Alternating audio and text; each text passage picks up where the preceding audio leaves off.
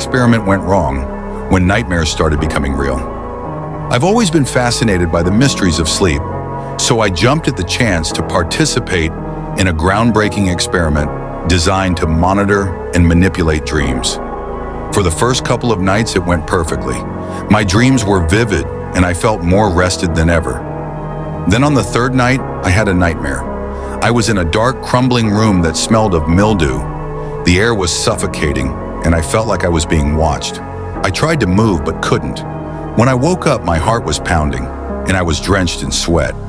The researchers found my brain activity during the nightmare had spiked far beyond what they expected, but they reassured me it was normal.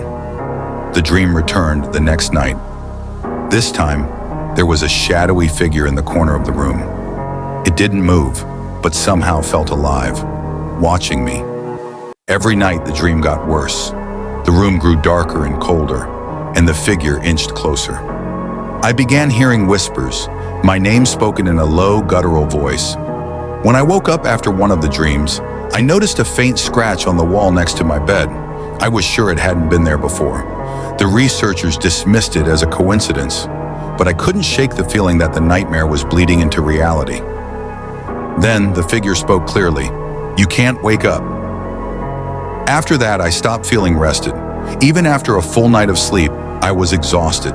I could feel the figure's presence when I was awake, lurking just out of sight.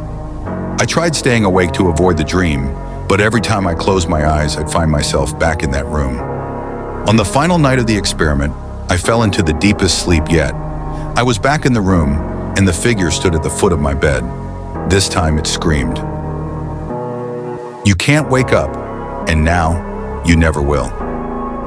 When I opened my eyes, I wasn't in the lab. I was in the decaying room from my dreams, unable to move or scream. The figure stood in the shadows watching me. Now, every time I close my eyes, I'm back in that room. I don't know if I'm still dreaming, still in the experiment, or if I'm trapped here forever.